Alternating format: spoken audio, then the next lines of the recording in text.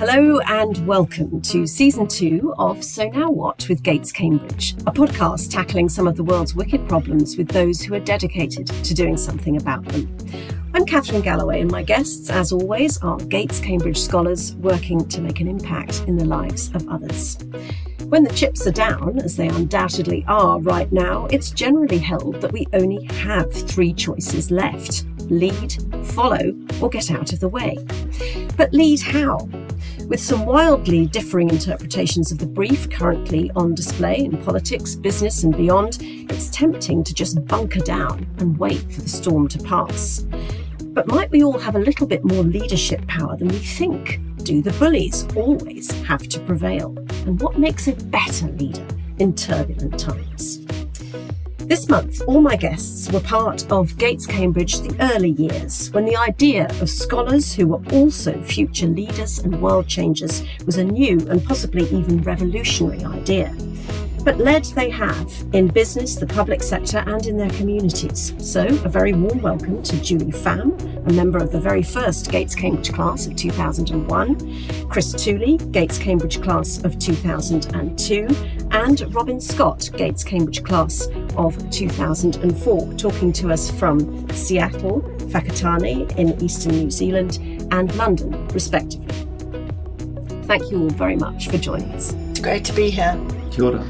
Now, Julie, you're an award-winning leader and community builder whose organisational development firm, Curiosity Based, helps all sorts of workplaces ask genuinely open questions of each other and of the world around them, becoming better teams and better leaders in the process. Your TED Talk, Curiosity as a Practice, and your best-selling business manual, 7 Forms of Respect, dig deeper into the idea of how to lead, especially when the going gets tough.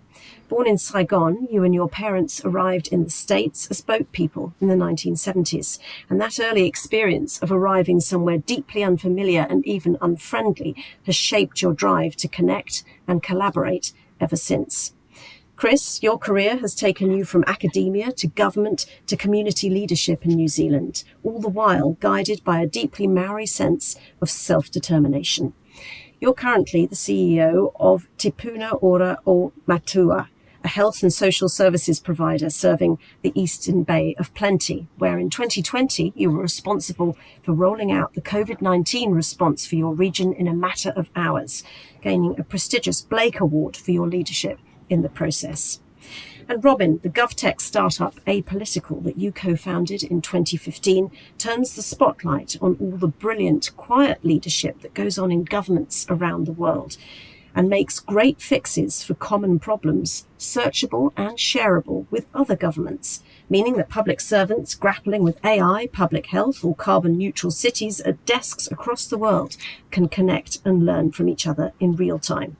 Like Chris, you were all set to grow up in New Zealand until, like Julie, an abrupt change of family plans led to a whole new world. For you, that meant a deeply unconventional and freewheeling childhood in Botswana, with the AIDS epidemic unfolding all around you, an experience you document in your hit memoir, 20 Chickens for a Saddle, and which has shaped much of your activism since.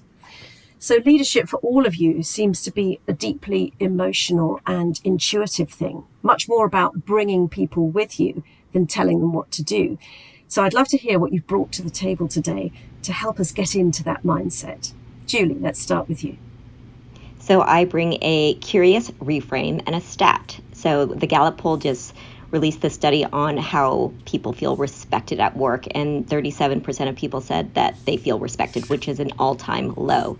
And so how do we get curious around respect rather than asking the question, do you feel respected or not? I think we should ask each other, what does respect mean to you? Oh, very interesting. That's our first curious question. Wonderful. Chris, what about you? What have you brought to the table?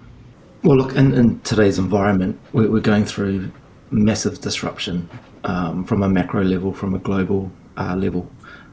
However, when we think about these types of power structures that we may feel that are overwhelming us, throughout history, we can see that these times actually create the most opportunity for transformation from a structural point of view. These opportunities create space for innovation because the disruption of power structures in and itself does allow new ways of thinking, new ways of doing it, and actually to challenge the status quo. I mean, when we think about Indigenous peoples, when we think about migrants, when we think about oppressed populations, the structural, oppression or the power structures that are impinging upon them have acted for generations. And when we get these kinds of macro disruptions of power, it actually allows these types of groups to actually mobilize and actually challenge the vulnerabilities of the disruption that's happening at the macro level. Oh, that's fascinating. And Robin, what have you brought to the table? It's a two-part thought and not dissimilar to Chris's, actually. So I've been thinking a lot about the Lenin quote that there are decades when nothing happens and then weeks when decades happen. And this moment certainly feels like the latter, and born of that is opportunity. And I think leaders, this is about leadership, this conversation, leaders today, because the world is so molten suddenly, have scope to do much more than leaders a few decades ago, and probably to effect more change than leaders a few decades from now, by which time things might have settled. So that's huge opportunity for anyone in that role. The second part to what I bring is enormous concern, because there is all this flux. Things can be reimagined, reconstructed, new directions can be set. But I feel like we are in a recession of moral leadership. And if we don't reclaim more moral standing in leadership, then I think that this time of tremendous flux, when everything is again up for grabs, can be very, very dangerous. So a lot of opportunity and a lot of jeopardy. That's an extraordinary phrase, Robin, a recession of moral leadership. And I'd like to sort of lean into that straight away, in a way, and say, how do you think we lost it? And how do we get it back? Gosh, if I had a great answer to that question, I might be devoting my life to that, because it is the root of so much, and not to try to make government work more effectively.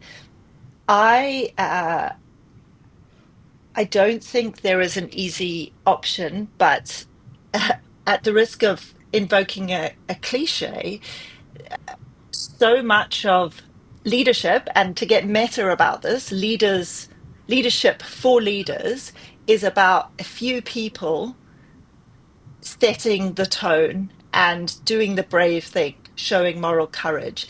And right now, without pointing fingers anywhere, there's a kind of collective action problem from what I can see at the leadership level, where no one is really standing up. Because, and you're saying why it's happened, the world has changed due to big complex forces. So everyone is trying to gather themselves and think what this new world requires. And what we are not seeing, and I think what could start to reinvigorate moral leadership, is just a few very prominent people showing a lot of courage. It's not all it would take, but I think that would go a long way to setting us back on a more optimistic path. So I'll just piggyback off what Robin said around, when you get a breakdown of moral leadership and a breakdown of ethics, what you're seeing is a fragmentation of how soft power is often deployed around the globe. And I just, throw something else up into the air that, before there's any type of coup that take place in a country, or when there's any kind of macro shift, the preceding conditions before that kind of change takes place is normally this form of populism.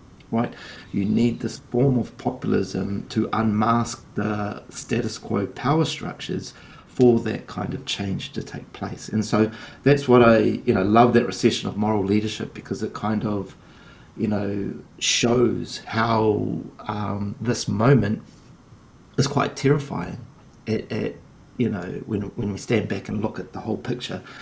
but at the same time is one of the essential conditions for actually overthrowing those particular power structures that we might find quite terrifying at the same time. This idea of scary times, I mean, you lived through one and had to step up during the pandemic, but crisis is also opportunity. What methods of leadership did you use that were most effective at a time when many around you were losing their heads? When you think about our health systems around the world, huge bureaucratic compliance, regulatory frameworks that kind of constrain everybody's behaviours, and all these protocols and all these audits that actually kill any ideas or any type of innovation that people want to do on the ground.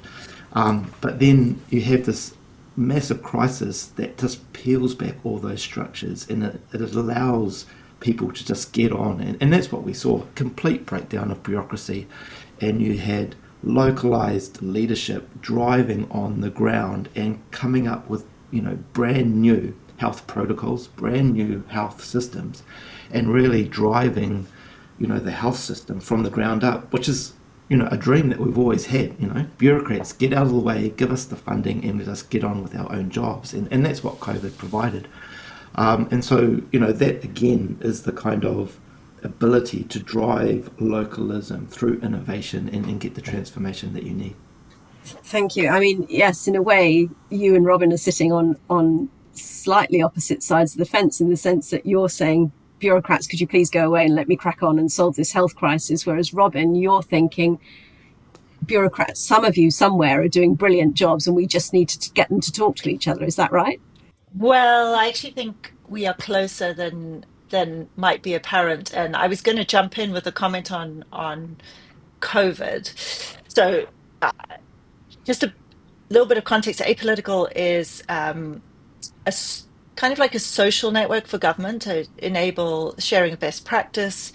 We also do a lot of training, online learning for government officials all over the world. We use by 250,000 public servants in 160 countries, but we reach many more through partnerships with government platforms, reaching 40 million public servants globally. So we've got quite a big footprint, and we often poll our members to understand the pulse and the trends in the public sector. And right near the beginning of COVID, we were a couple of months in, we did a global poll. And one of the questions we asked was, what is the thing you're most concerned about in this new context? And top of that list, unsurprisingly, was protecting vulnerable people. But the second biggest concern was, how do we preserve the freedoms and the agility and the knocking down of barriers that have come with COVID and allowed so much more to be done? So it's often not the bureaucrats themselves that want to get in the way of the things, Chris, for example, that you are trying to do. It's the systems in which the bureaucrat and the cultural ossification and the all the strictures and rules that prevent good people who would be on the same side as the people in communities getting the thing done that should be done. And that's where Julie comes in, because Julie, you go in time and time again to all sorts of different organisations and say, actually, let's re-examine the structures that are holding you back, or the methods of working that are holding you back. And the way we do that is one question at a time. We start asking ourselves different questions in a way that, in a sense, COVID asked us all to do very urgently overnight. What are the questions that you encourage people to ask of each other that has the most direct impact on how they think of themselves as leaders or how they lead their teams? So, Ashley, there are two questions that I like to pose to leaders. One is, do I want them to learn from me? And the second question is, am I willing to learn from them? So, actually, I think a lot about leadership being self-leadership, and what are the small things that we can do that can then actually have powerful ripple effects, because otherwise I would just be paralyzed by what I see happening societally. And getting people to ask, am I willing to learn from others? Am I willing to listen to others? Because oftentimes we think about, oh, how will other people listen to me and learn from me? And yet, am I actually willing to learn from them? And that that's really difficult. I'll give you a very clear example in my own life. After the election, after the U.S. presidential election, I was really disappointed with the results, and I had to dig in, and I had to ask myself, am I willing to practice curiosity with those who voted differently than me? And I realized that I was going through some stages of grieving, and for me to do that, I normally don't write about my political views publicly, and yet I did, and not in the way of bemoaning the election results, but me truly saying, hey, this happened, and what can I learn? And I think that is the biggest question, that when I pose that to leaders, it's just this slowing down. Am I willing to learn from others? Am I? But faced with the election of a leader who is singularly uncurious, how do we deal with the powerlessness of our current situation when we're faced with leaders who aren't that interested in bringing us along? How do we develop our own self-leadership, Julie? We actually need to return to listening and trying to understand one another, and to build community with each other, and to allow that multiple truths can coexist. And I actually think the antidote to this polarization is curiosity, is the slowing down, is community building. Robin, if we carry on the idea of powerlessness, I know you've done a lot of work in maximum security prisons in South Africa, where men who are incarcerated for decades with no possibility of changing their circumstances nonetheless found a way to lead. And I wondered if you could talk about some of that, because there is that sense that it's not just the leaders doing the leading. We can all be captains of our soul. Yes, so about 2 decades ago, I met the men behind this most extraordinary project in at the time, the most violent prison in South Africa, and that it's a violent and challenging country, a wonderful country, but a violent one. And these prisoners, 20 of them, had, against all odds, decided to, it was at the height of the AIDS epidemic. They'd heard about HIV and the wreckage it was inflicting on communities, local, very impoverished communities. And they'd come to the conclusion that no one else was helping these communities. At the time, the antiretroviral drugs still weren't available affordably. So they thought maybe they could offer some hope and love to orphans in the local community. So these 20 maximum security prisoners, along with a wonderful social worker, managed to kick off a stranger than fiction initiative called the Group of Hope, where they became quasi sort of parental figures to very destitute kids and local communities who would visit the prison periodically. And these prisoners cut up their civilian clothes to make the kids' clothes. They started a garden.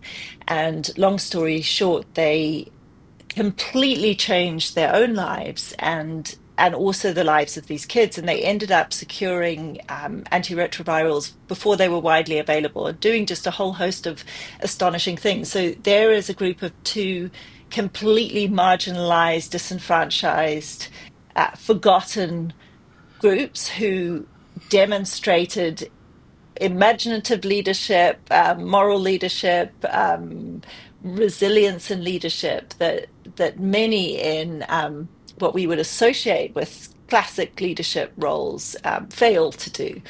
That's fascinating, because you go on in your TED talk about this group to link that prisoner mindset to someone we think of as an extraordinary leader, Nelson Mandela, but something that the Group of Hope deeply understood is that what made him an extraordinary leader out in the world was what made him an extraordinary leader while he'd been a prisoner for 27 years. And that is that absolute zeroing in on your own power and on the ability to be deeply curious, as Julie would put it, and deeply connect to everybody else, to remember every single thing about them, because that was the only way you could get anything done.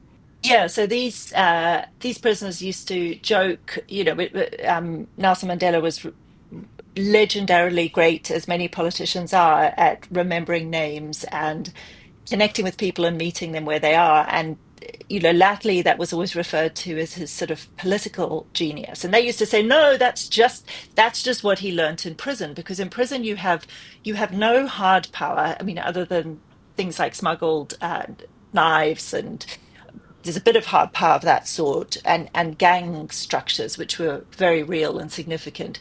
But outside of that, you have influence over other people. And that takes the form of, in particular, knowing other people, knowing what makes them tick, knowing their stories, and also telling stories to bring people on board with whatever change you are trying to affect. So you have to become absolutely excellent at that detail. And I guess it's an analogy is kind of, you hear stories of people who lose a particular sense, like sight or smell, and their other senses build up to compensate. And that's certainly what you see in prisons. Yeah, well, I mean, when it comes to leadership and power, and especially in the spirit of Nelson Mandela, right? Because one of his greatest achievements was, disrupting the binary. So often when we look at different regimes around the world, there's a kind of tit for tat kind of, you did this to me, so I'll do this to you. And with Nelson coming through, he brought a kind of humanism, that disrupted that binary, that allowed him to really push through. And Chris, is there a different sense of power structures and leadership structures in the Maori community? Within Te Ao Māori, our power structures are very much one of collectivism, right? So, we act as a whole rather than individuals. When we think about, certainly the response during, COVID, for example, the concept of manaakitanga is a concept in which you look after others, or give to others first, rather than thinking about yourself. And so, when we think about these types of situations that we find ourselves in, cultural forms of leadership and cultural forms of localism have huge transformative potential when we think about doing things differently. And one of the other concepts within Māoridom is rangatiratanga. So that's the whole idea of chieftainship and advancing the population as a whole upon cultural terms, reimagining cultural knowledge, reimagining the ways in which we can see the world differently, and how we want to act, and how we want to behave differently. The prisoners called it radical acts of generosity. By modelling radical acts of generosity, you could mobilise others to behave the way that you hoped they would.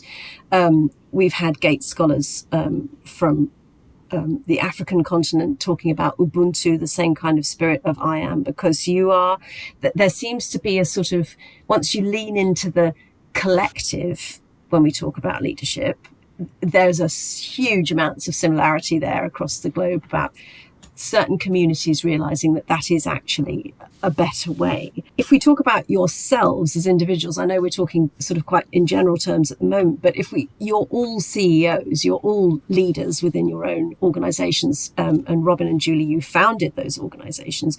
How would you describe your own leadership style? What works for you, or what would make you a recognizably different leader to any that perhaps people you've been led by yourselves? I will say one of it is just, I admit when I don't know something, and I often get asked, hey, how do you do this, or what should we do? And I turn it around like, I don't know, what do you think?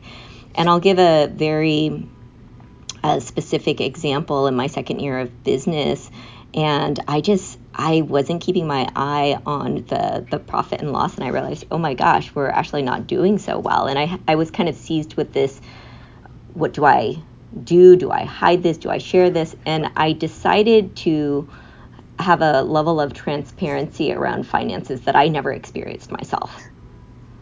And I just decided, hey, I'm going to share with everyone, this is where we're at. This is the cash flow. This is what our small business looks like. And it's actually been liberating because I don't have to think about different versions to tell.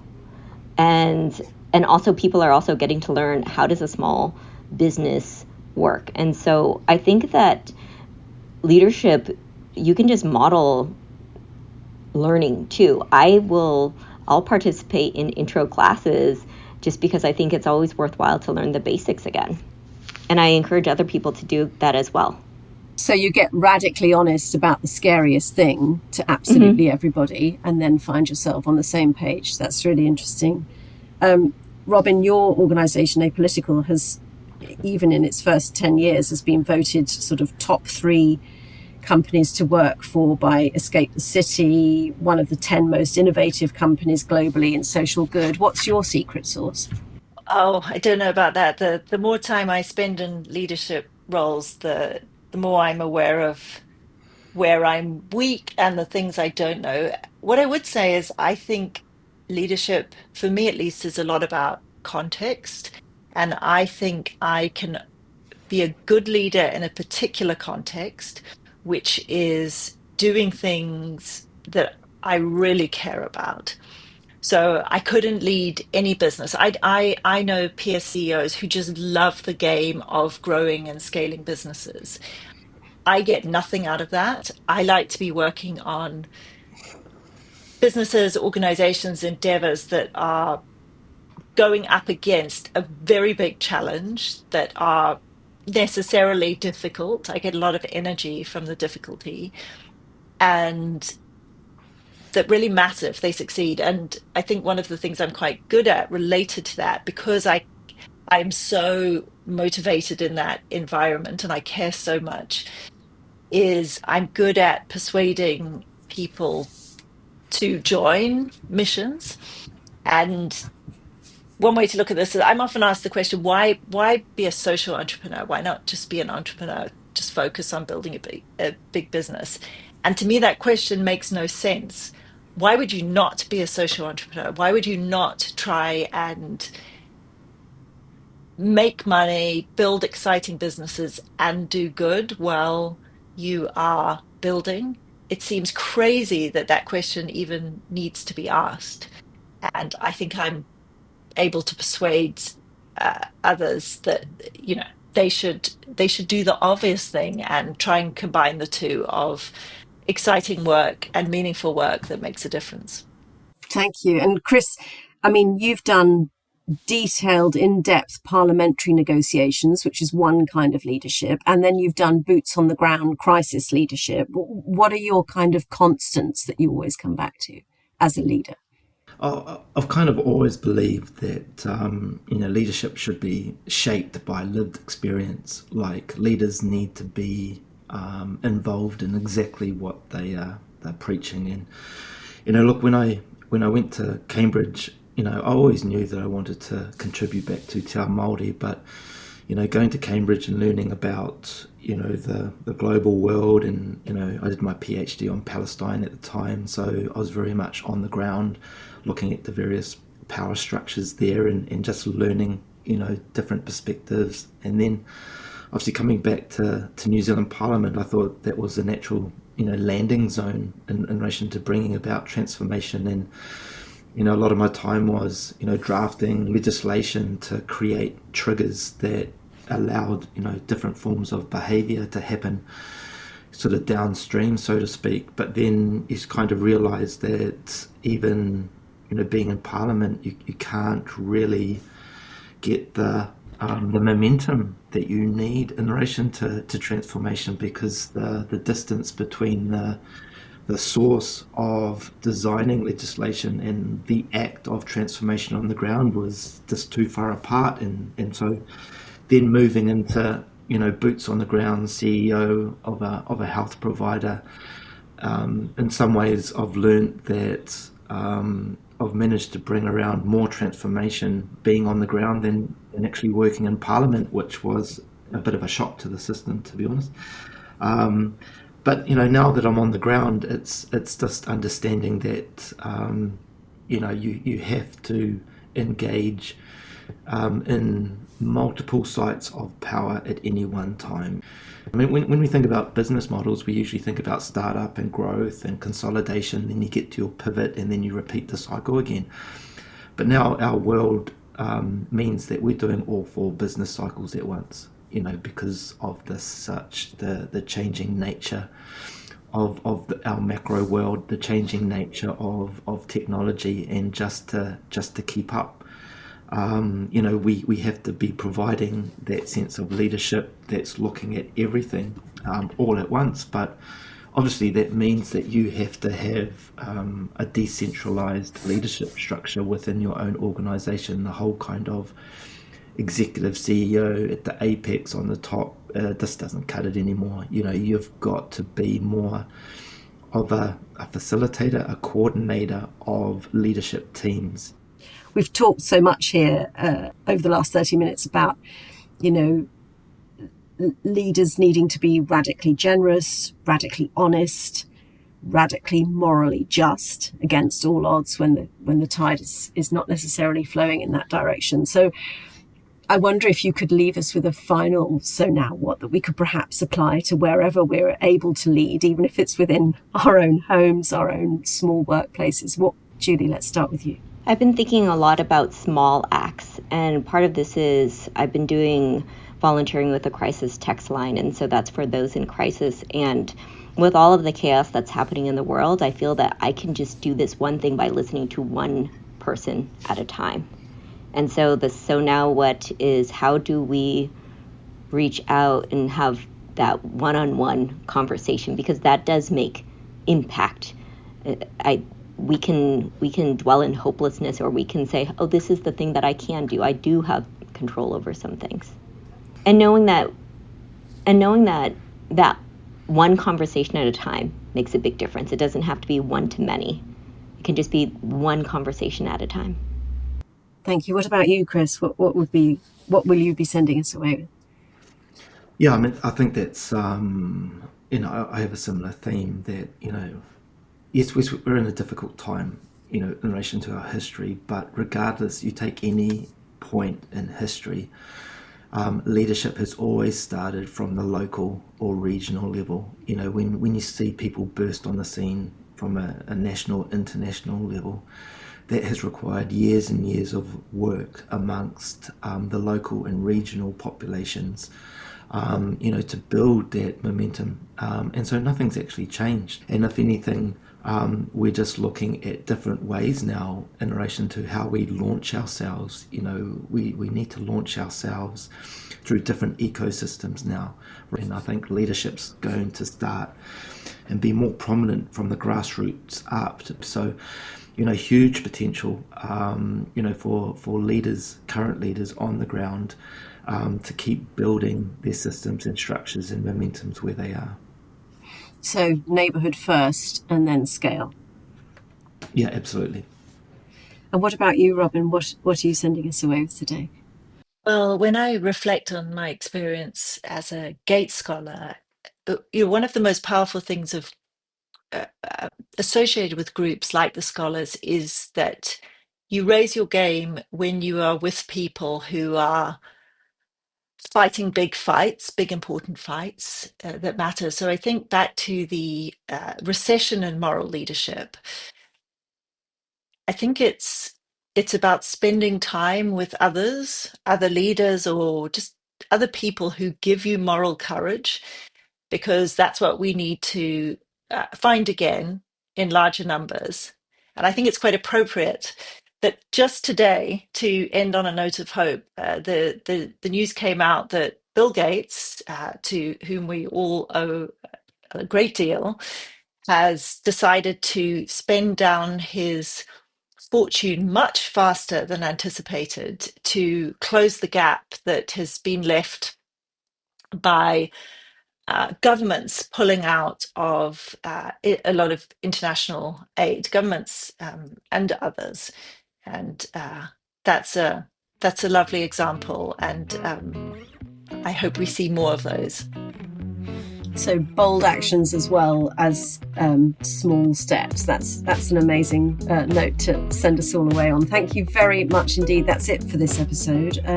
Huge thanks to my guests today. Workplace whisperer Julie Pham, founder of the organisational development firm Curiosity Based in Seattle and author of the Amazon bestseller 7 Forms of Respect, a guide to transforming your communication and relationships at work.